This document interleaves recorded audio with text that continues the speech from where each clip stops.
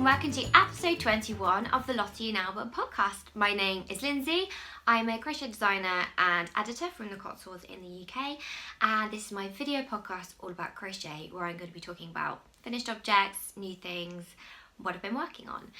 I am Lottie Albert everywhere on the internet. I'm most active on Instagram. You can also find me on Etsy, where I sell my patterns, and on Ravelry.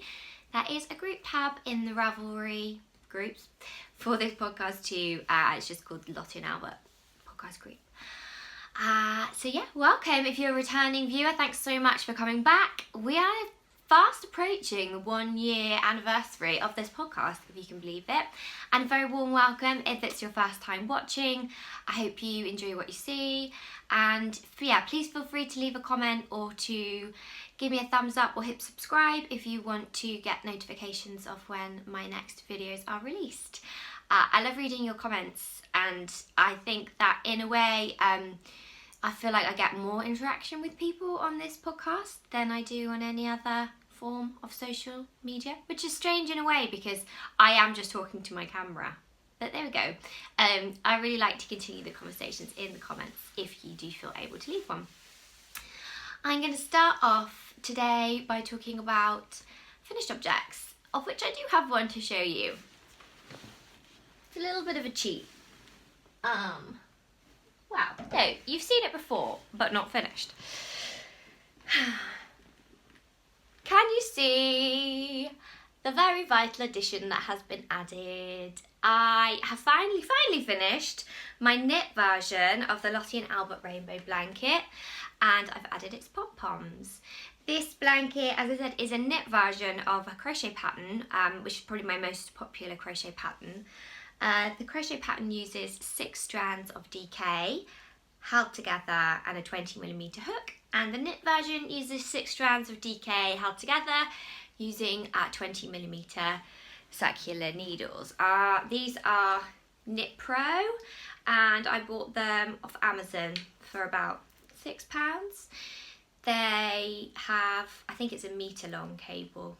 Is that like a metre and a half? Yeah, and they did the job really well. Nice wooden needles. So yeah, here it is. This is a bit of a scrappy one, as you can see, because I used scrap yarn, but hopefully gives you an idea of the pattern and what it looks like, and all the pom-poms, which I think is probably my favourite bit, and I think is most people's favourite bit. Can't have too many pom-poms. I actually whacked my heating on this morning because it's so grey and cold, and I'm sat directly behind a radiator wearing a jumper with a big blanket on me. I'm very warm right now. But yeah, I'm really happy with it. This is actually, the pattern went out to testers. I mean, it's a really simple pattern, but I always like to use testers just to get a sense that my instructions are clear, I suppose, more than anything. So this went out to testers last week, 2 weeks ago, and so I'm hoping that I'll actually have it out. In fact, if you're watching this, I'm hoping to have it out this week, so depending on when you're watching it, it's Saturday whilst I'm recording today. Check out my Instagram or check out my Etsy, because the chances are the pattern may even have been released by the time you're watching this, which is very exciting. What else can I say about it? Well, only that now I have a knit version and a crochet version. People have requested in the past that I do a knit along or a crochet along for this pattern, because it's a really fun one. Obviously I've used pastels here. You can also use really bright rainbow colours, so a red, an orange, a yellow, a green, a blue, a pink or a purple in bright colours. Or you could just go all greens or all blues, or I've even seen people just do sort of blacks and whites and greys. So it's a bit like kind of painting with your palette for this pattern. Depending on which 6 yarns you choose, it can come out in such different effects. And it's a great stash buster as well. I promise I'm not just trying to push this pattern on you. It's a great stash buster. People have in and bid to use up sort of acrylic yarns, because again, the beauty of it is it just uses really cheap and cheerful acrylic yarns. So you could use Stylecraft or Paintbox. I actually use for most of mine a brand called Mariner, which is even cheaper and cheerfuler. It's the stuff that comes in like a pound a ball on Amazon.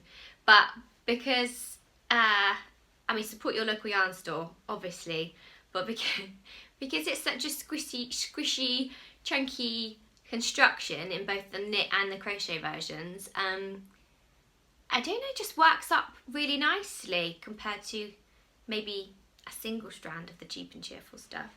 So that's that bad boy finished. Watch out for the pattern, it's coming at you, and there might also possibly be a knit along or a make along in the future. If anybody's interested, then let me know.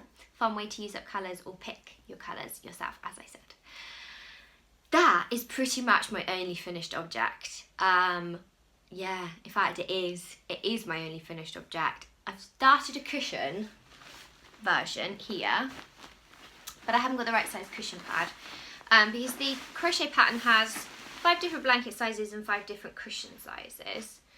So I wanted to make a cushion to demonstrate too. So as you can see, this one is really much darker colours. I've got a dark blue, okay, teal, a light pink, a mustard, a dark pink, and a purple.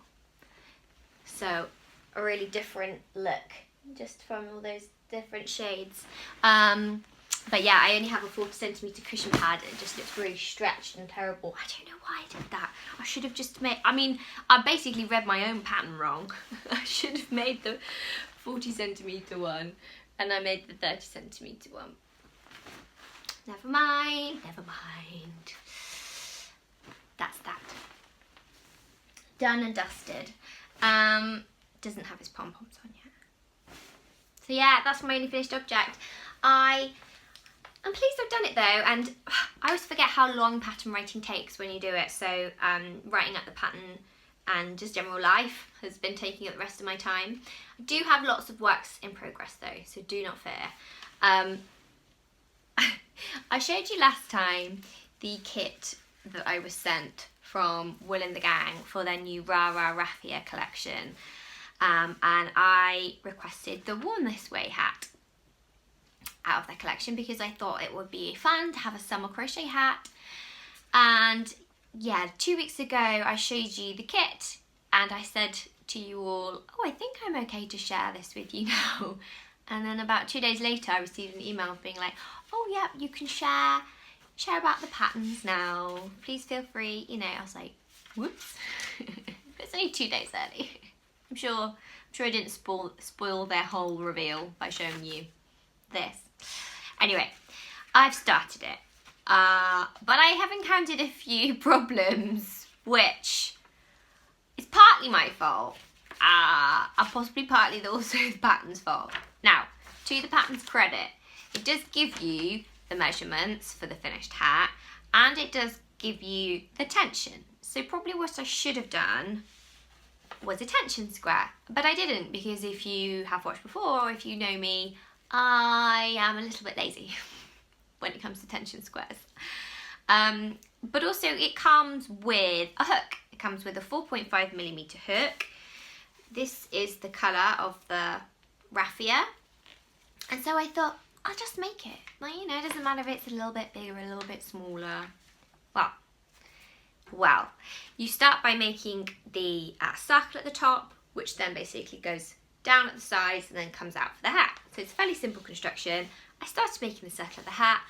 I did it to the pattern exactly using the hook they sent me, and it was looking quite large, like very large. I thought, well, you know, I'm sure, just carried on. I sat one down one evening and thought I really must make some progress in this, and just sort of mindlessly made and watched TV. And then I kind of looked at it at the end of the evening, and it was massive. It wasn't like a little bit too big or a little bit, you know, too small. It wasn't a centimetre roomy.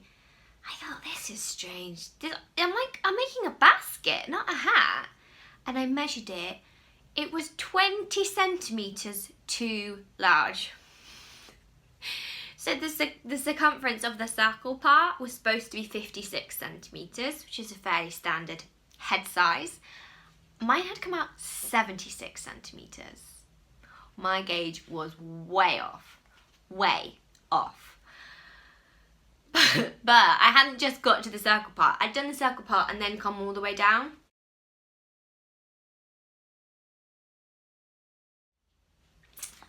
So I had to frog it back, hence why my little lovely cone or whatever it's called now looks like this. Also, I'm slightly worried because raffia, essentially it's paper yarn, it's quite thin. I mean, it works up nice and sturdy, but the more you kind of work it and use it, the sort of softer and more pliable it gets. So I've already frogged this once. I'm just hoping it doesn't mean that I end up with a totally floppy hat, because you want it a little bit floppy, but you also want it to have some shape. So I'm back to this now, which doesn't look great, but at least it's more of a hat size. No joke, the last version was coming out to here. I probably should have twigged that something wasn't right. But also, I've now made life harder for myself because I was so out. Like, 20 centimetres is a big difference. There's no way that I can make that up by just pulling my stitches a little tighter. So I suppose my options were to either use a smaller hook or adjust the stitch count. So I decided to adjust the stitch count because I can see from the way it's written and the way it's constructed how I could do that. So that's fine. I took it back to a circle size that measured the right diameter based on their measurements, and now I'm basically going to have to fudge the rest of the pattern. So I can see that sort of when it gets to the bottom of the hat part and goes out, it wants you to double the number of stitches from the inner circle to the outer circle. So that's okay, I can work that out. But I am a tight crocheter normally. If I'm making garments particularly, I will almost always have to go up at least one hook size because I crochet really tightly. So in order to get gauge, I normally have to go up a hook size. Well, the opposite has happened with this kit by quite a big margin. And, you know, like I said, it wasn't just that it was a couple of centimetres out. It was 20 centimetres out based on their pattern. And I could see that the same thing was going to happen with the section that just came straight down. It said work 19 rows to get the desired measurement, or I had that measurement by about 10 or 11 rows. So that's nearly half, 50% less. So does that mean that I should be using like a 2mm hook?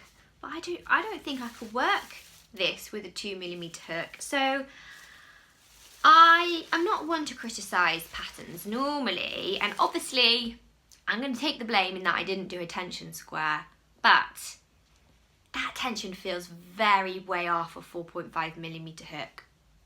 So it does beg the question, did their testers not have a problem with it, or I don't know. There was also a mistake in the pattern on, which happens, it does happen, everybody makes mistakes in the patterns, but most people, especially if you're a big yarn company, you would get a pattern tester and also a technical editor, and so normally those things would be picked up. Yeah, and it was in about round 3, and it was also just in the section where you're increasing from a sort of 6 stitches in a circle in the round. So it's quite hard to get that wrong if you've done any crochet. And there's also spelling mistakes in the pattern. So this is awkward because I was so excited to get the Wool and the Gang package. Like I said last week, that packaging where they have your name on it makes you feel so special, and their branding and everything is on point. I love that it's really modern and celebratory of knit and crochet, and their designs are really modern and fashion forward, and I love everything about that. But their patterns are not cheap, and if I had paid for this pattern, so I was sent it to try, which again, I don't want to complain about because that's amazing. That's like such a dream for me. But yeah, spelling mistakes and errors, and the tension is way off. So I don't know, the rest of the range is actually bags, baskets, sort of placemats. So most of the rest of the range is accessories or homewares. So I don't think that gauge and tension is really not as important with those things. If your bag ends up a little bit bigger or your basket does, as long as it's still got its structure and it works, then it doesn't really matter. But a hat actually needs to fit quite well if it's not going to look stupid. So I don't know, I might go back to them and say, but it's probably too late now. Well, I'd be really interested to know if they have any other problems with people making the hat and it coming up really big. So yeah, I don't know, take from that review what you will. I'm definitely still going to finish it, and I'm still excited about it, and would be happy to try Wool in the Gang products again. I still think that a spelling mistake and an error in the pattern on round 3 of an increase in a circle, pretty basic. It's pretty basic stuff. I would be embarrassed if it was my pattern that was being sold with those mistakes in it, I suppose. It's just that's just my honest. Maybe I've been too harsh, but that's just my very honest opinion.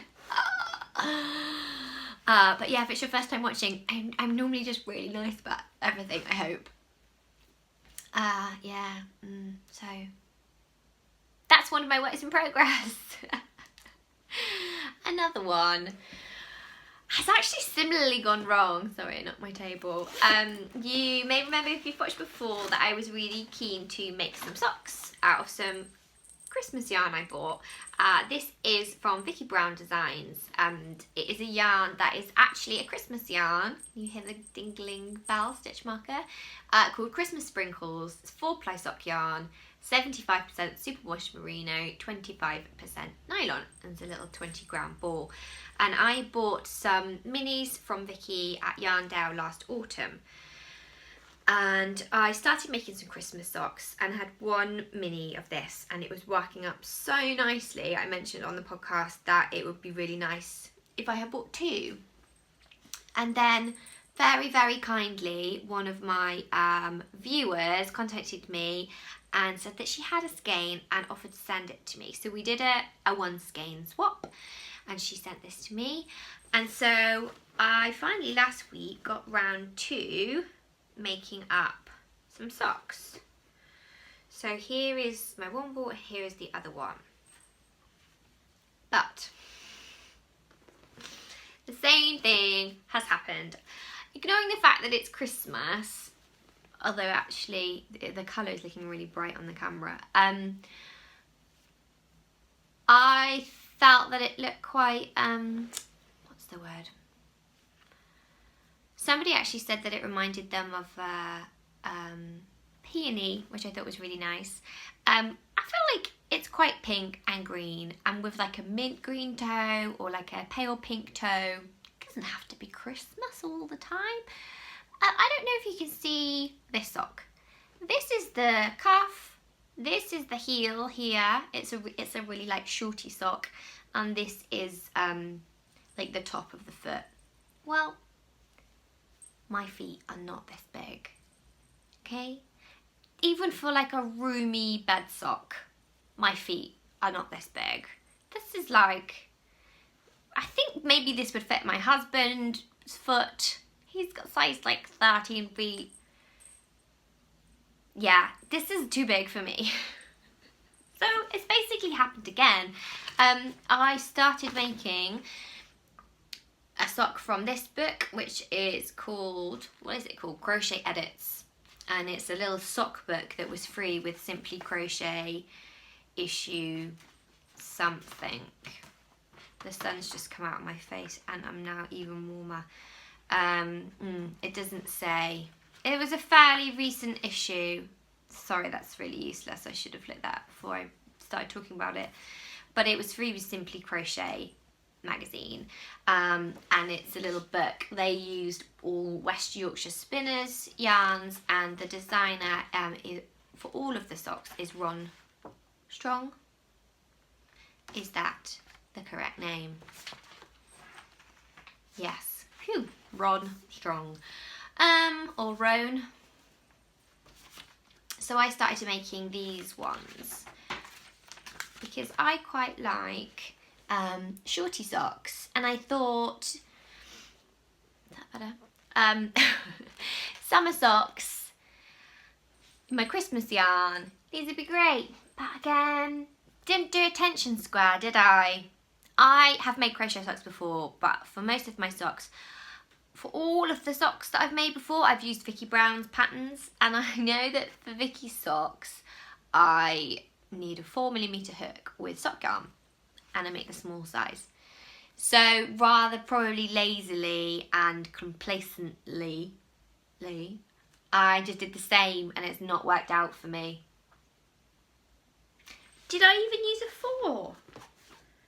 I didn't even use it. I used a 3.5. And I made the small, and I measured my foot, and the pattern calls for a 3mm hook. I'll show you the pattern. Pattern calls for a 3mm hook. So I used half a hook size bigger. I might try and show you how big it is on my foot. I've got socks on, don't worry. I'm going to show you my disgusting feet. Can you see? It's quite a lot too big. So I don't even know if this is just the best podcast viewing ever. I don't even know if half a hook size will fix that. I'm not sure it will. We'll see. I might have to put a board up at my window just to sort this light out, so bear with me. Here we go, having shut out the beautiful sunshine. At least I can see you all better now. Yeah, so after rather glamorously showing you my foot, basically, I've just made everything far too large this week. That's all that's happened. The only other work in progress that I have been working on is my crochet between the lines shawl, which I've put a couple more rows on.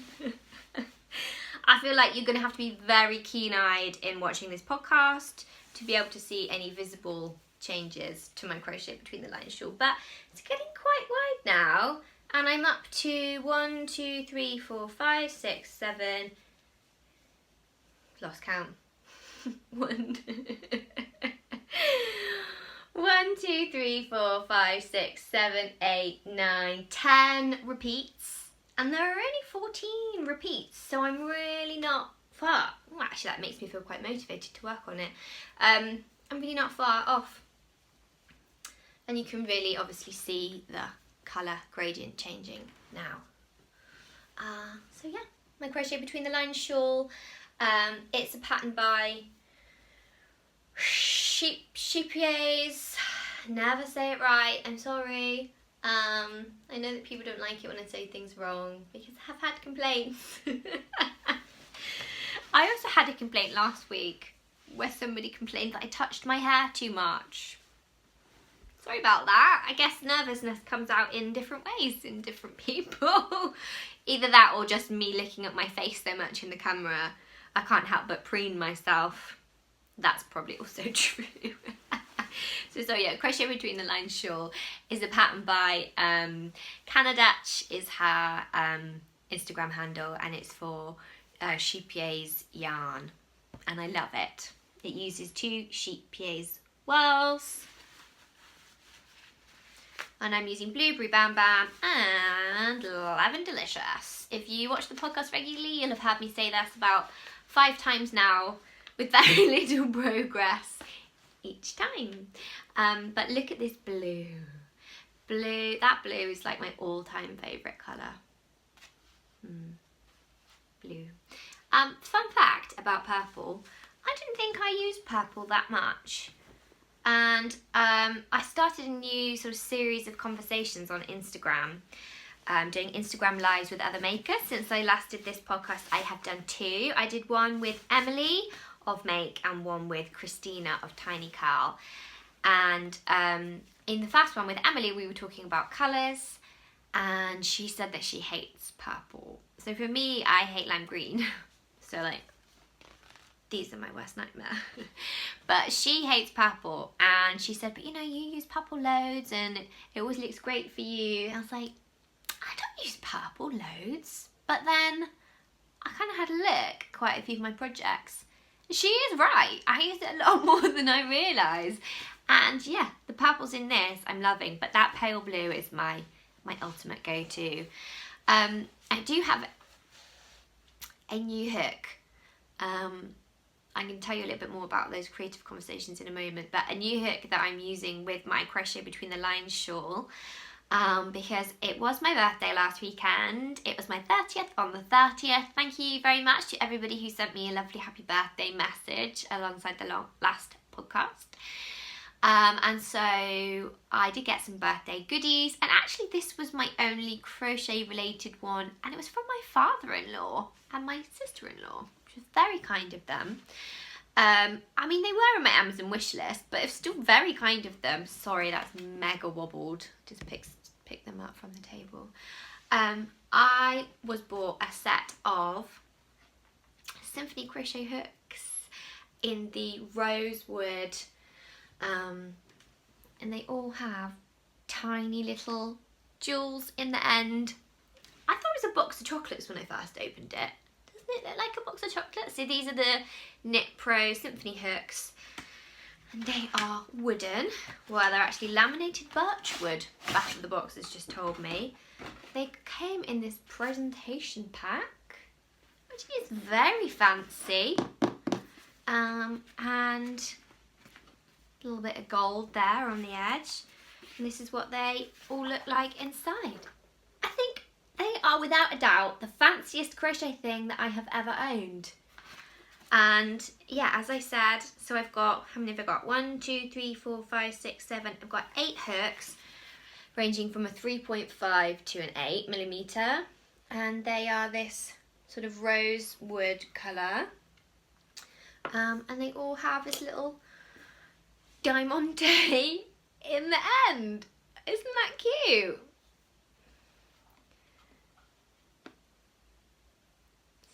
My little boy, who's just turned 2, I was opening them and he was like, "Ooh, mummy, pretty."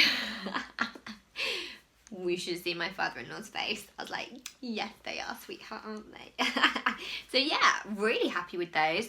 I put them on my wish list just because I feel like I've given Amazon about 4 plugs already today. I am not sponsored by Amazon, and normally I do encourage shopping locally, but my husband's family are very big into shopping off wish lists, which when I first joined their family, I was a little bit anti, because I really like the surprise when somebody buys you a gift and it is just you, and it's so flattering, isn't it, that they've thought of you and they've thought that carefully about what to get you. And I also really get a lot of pleasure from buying gifts for people if I've done that in response, and I feel like I've thought of something and it's perfect for them. But I suppose there is a lot of margin for error, and particularly, I don't know, maybe if you're more fussy, you would just like to get something that actually you are definitely going to use and you want. I'd be really interested to know what you all think about this wish list versus no wish list situation. Anyway, as I was saying, my husband's family are big into wish lists. So everything at Christmas, basically, they like you to have a wish list and just pick stuff off it, which I have grown to quite enjoy in a way. I mean, it's still nice, you know, I still get spontaneous presents, like my mum at Christmas made me these project bags and things like that. I really enjoy. But I put these on my wish list because I had a few people recommend Knit Pro Symphony. I didn't necessarily need the snazzy presentation box and jewel encrusted ones, but they were on Amazon, so I put it on my wish list speculatively before Christmas and didn't get them, and I thought, well, that's okay because they were pretty expensive. And then I'd completely forgotten about them until I opened them on my birthday, so that was a really nice surprise. I suppose it was a surprise because I'd forgotten about them.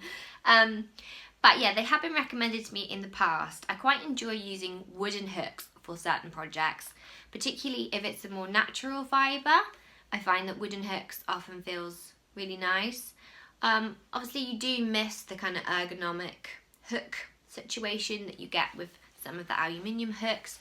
And again, there are projects where, I don't know, particularly if you're working with like a tight cotton or something, you do just need that extra comfort factor. But the main thing I like about these is they've got a really sharp, well, fairly sharp point and a really good throat on them. So this section here, I think sometimes on the really cheap hooks, of which I do still use quite a few, like the aluminium ones, that's the bit you miss the most. If they're really rounded at the top and maybe not too sharp in the throat section, it just does honestly make it harder to crochet. So I started using that 3.5 on my Crochet Between the Lines shawl just to see how it worked and if I felt like it worked any differently. Because it's quite a labour intensive project in stitches, I feel like maybe I did miss the ergonomic squishy bit on my hand slightly, but that sharp point is working a treat on the slightly splitty cotton. So that was one of my new things, a birthday present from my family. So yeah, really happy with those and keen to try out some of the larger sizes on some different projects. I wanted to mention briefly, although I don't really have any visuals to show you on this visual podcast, about my new Instagram stories conversations, I don't even know what to call it, that I have started up. So it struck me that quite often on Instagram you see the polished version and you see somebody's grid, and actually as I spend a lot of time on there, and because for my job with Molly Makes I commission people and I talk to them via email, or I talk to people quite a lot on direct message, kind of behind the scenes on Instagram, you get to know people a bit better, and actually that's a really nice thing. I always find it so interesting to find out a bit more about people.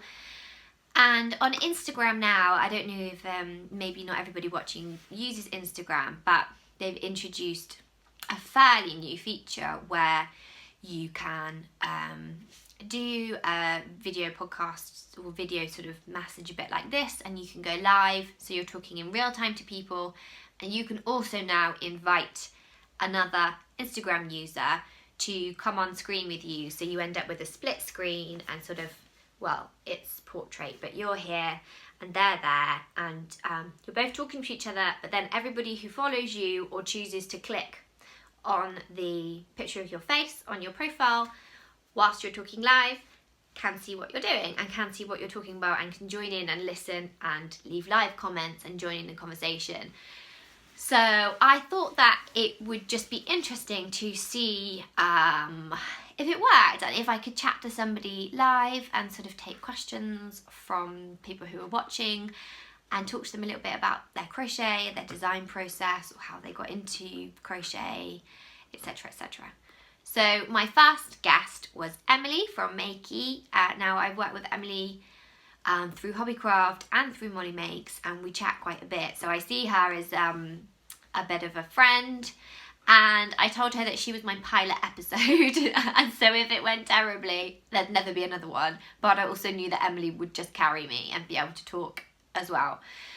So if you haven't heard of Emily before, go and check her out. We make fairly similar things. She's into lots of different crafts as well, and again, very sort of, she likes quite modern trend-based projects. So Emily and I chatted on Instagram for about 45 minutes and it was such a laugh. I had so much fun. If anybody watching this watched it, then let me know in the comments what you thought. But we had such a laugh and it was great fun. And I thought it was really scary going live. Obviously I record these podcasts, but then I edit them back and often edit out the stupid things I say, surprisingly. And on live you can't do that, and people are watching in real time. So I was scared, but then it was so fun. I thought I have got to do another one. So I chatted to a few more people and I lined up Kristina of Tiny Curl. And again, if you haven't come across Tiny Curl, I'll put all the details below, but go and check her out. She is an amigurumi queen. She makes really fun, bright little characters. and I invited Kristina on this week just gone, and we went on Instagram Live and we also chatted, and I talked a lot to her. It was also really fun, but maybe not as silly as my one with Emily, but really interesting. We talked a lot about branding and marketing and kind of using your Instagram as a tool, but also using Pinterest, how to monetize your blog and things like that. So it ended up quite businessy, but I thought it was interesting, and a couple of my friends who don't crochet, being good friends, watched it and said that actually there were some takeaways for them that they quite enjoyed, even though it wasn't all crochet. They don't all do crochet. But I had hoped to then be able to upload those videos onto this channel, so you could all enjoy watching them, or we could all watch them back and have a laugh at them for posterity, except that I wasn't able to record the first one with Emily at all, and it didn't give me the option to save at the end, which I thought it would do, which was a shame. But I thought, well, that was my pilot episode, never mind, you live and learn. Deleted loads of stuff off my phone because I thought maybe I didn't have space, and at the end of the video with Kristina, it still did not give me the option to save. You can't add it to your highlights in the same way either. So I thought there must be a way that I can save this video. So I did find a way. I managed to find a way where you can live screen record on an iPhone. So I thought, brilliant, I'll do that. And I did that. Except about halfway through, no, not even halfway through, 10 minutes into me watching back and recording the conversation with Kristina, I had messaged Emily to tell her about my screen recording discovery, and she replied, because I was in Instagram rewatching it, the little message popped up at the top, and I tried to swipe it away and accidentally clicked on it. So then it went through to my messages, and I swiped back to go back to watch. This is the most boring thing if you don't know what I'm talking about on Instagram, but swipe back to watch it. Long story short, I thought, that's okay, I can edit that part out. Except that after that point, the live screen record didn't record any audio from the Instagram conversation.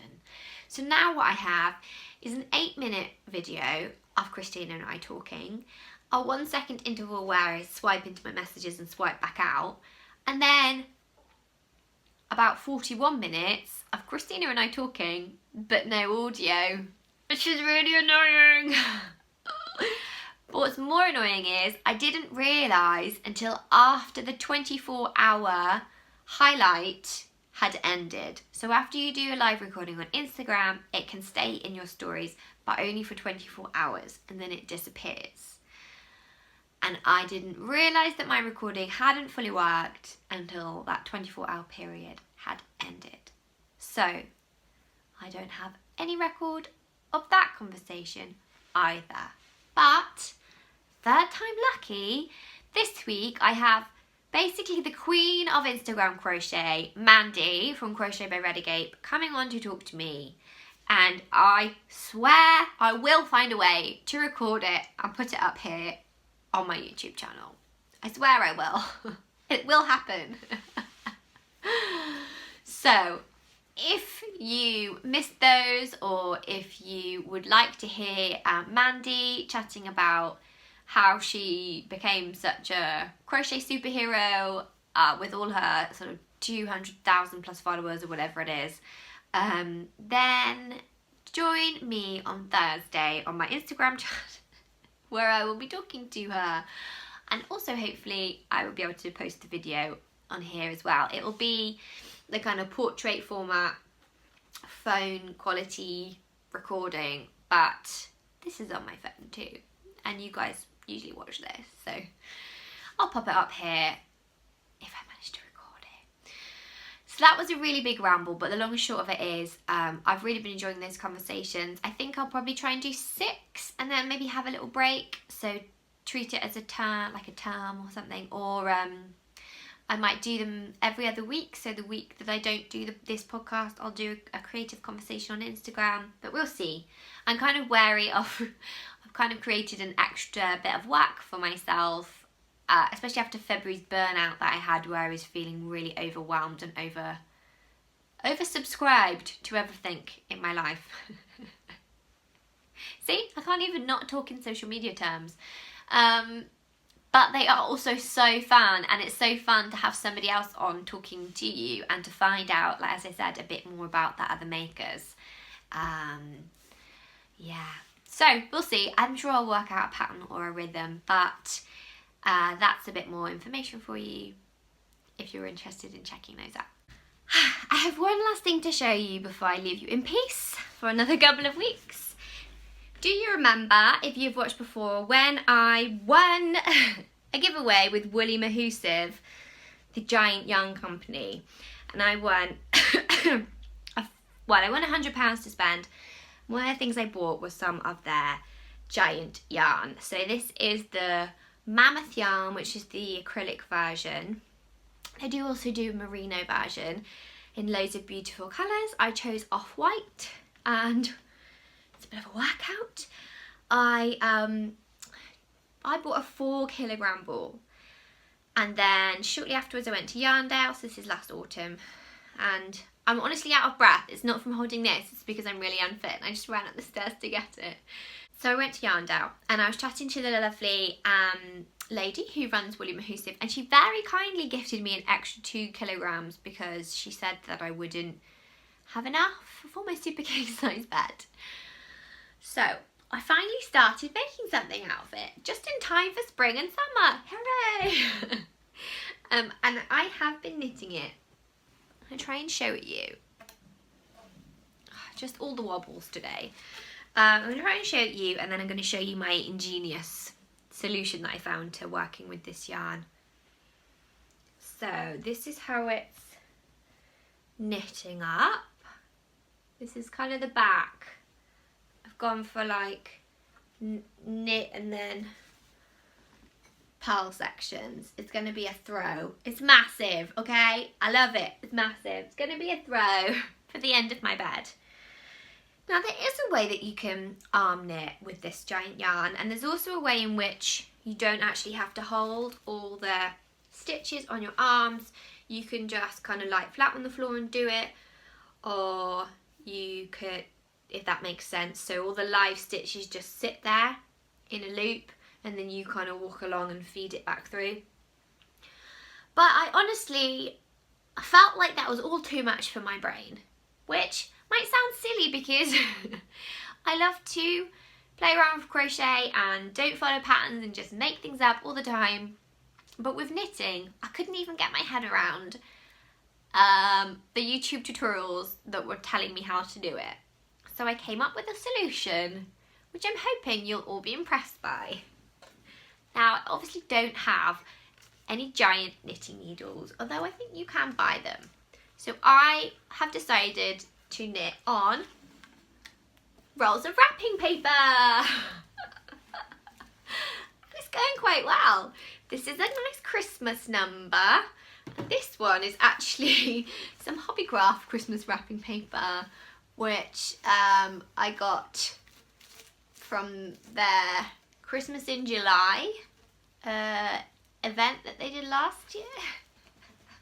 So you can kind of see, I think it's working all right for me, knitting on my wrapping paper. It's tricky because you have to be careful that it doesn't slip off the ends, but so far so good. I suppose they're about 50mm. It's like using 50mm needles. I'm quite pleased with myself with that. So yeah, as I said, it's really hard to show you, but this is what I've done so far. Let me put that one down. Oh, very tickly. I mean, my tension could be improved, but I think it's going to look pretty good when it's finally done. What do you think? I'm never going to be able to show you the finished thing when it's done. It's going to be so big and really heavy because the balls might weigh 6 kilograms. The actual throw is going to weigh 6 kilograms too. I'm almost hoping that I have a little bit left over because I've seen some other projects and ideas I want to try using this giant yarn. I want to make some giant pom-poms. I would also really like to do like a kind of wall hanging, either maybe something in macrame or something with just like looped sections and wrapped sections. So yeah, we'll see. I have to carry all this back upstairs now. Oh, but yeah, I think that kind of brings me to the end of my new things and my works in progress, of which there are many. I've also just started, as if I didn't have enough to do, working on what I'm calling my sort of summer collection, which probably should be coming out now really if I was any kind of organised, but I'm doing a summer collection which is going to be mostly homewares and children's things, and I've just started pulling together ideas and yarns, and I'm really excited about it. It's going to be kind of modern nursery children's homewares. And I've also had some volunteers who are going to help me make up samples, which is amazing, and I'm really excited about, because that's one of the main things that I'm lacking is time. So I'm hoping if I can swatch and then write the patterns up and, you know, do some of the smaller samples, I might be able to get some people to help me out with some of the larger samples, like a blanket or two. So I'm really excited about that. And yeah, just another example of how amazing this crochet community is. So thank you if you're watching and you're someone who's volunteered. I actually had a lot more interest than I expected, particularly because I said I'd supply yarn, but that I wouldn't be able to pay people at this stage in time, which I thought would put people off, but you guys are amazing. People just want to play with yarn for free. So yeah, thank you if you're somebody who has put himself forward. I'm not at a point yet to send anything out, and I had a lot more interest than I expected, but yeah, that's going to be coming in the next couple of months, so that's really exciting.